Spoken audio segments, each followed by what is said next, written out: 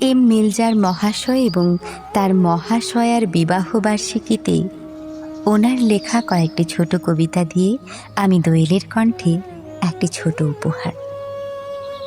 অবসান।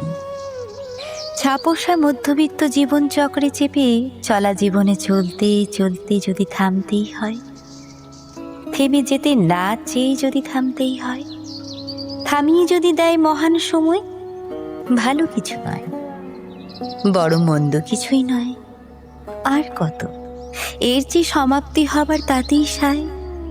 যদি চলতে চলতে থাকতেই না হয় তবে বেশ ভালো। হ্যাঁ, যদি চলে যেতে হয় সেও মন্দ নয়। হয়তো নতুন পথে আরো চলতেই হয় কিছুটা সশরীরে সময়।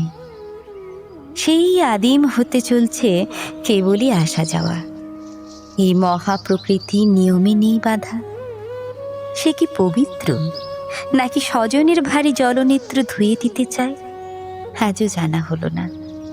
জীবন ঈশ্বর সে কি দয়ালু, নাকি লেনদেন বিক্রেতা?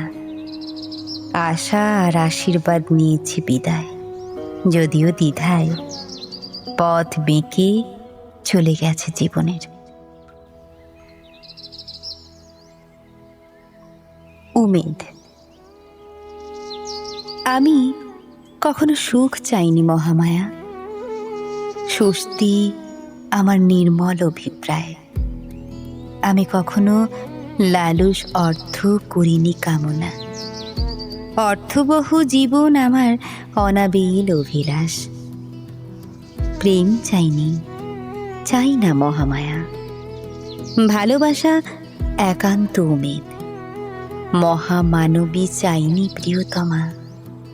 তোমার সুমন আমার বোধ, তুমি জ্যোতিময় সুন্দর, আমার স্পৃহা তুমি প্রিয়তমা, আমার নিশ্চিত অম্লজান।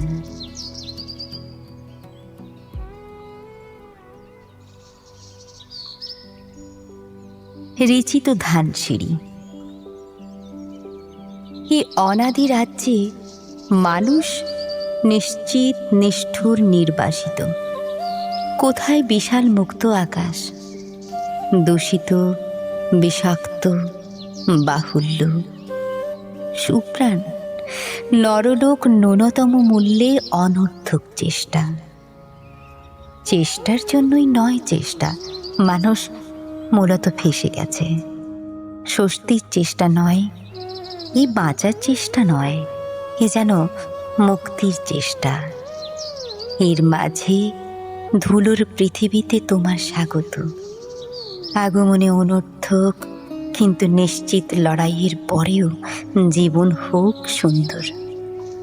ভালো থাকা হয় যেন, ভালো থেকো, ভালো রেখো। পৃথিবীর সকল প্রাণী সুখী না হয় হোক, তৃপ্ত হোক। রচিত শান্তি রেচিত ধানসিঁড়িরও হোক।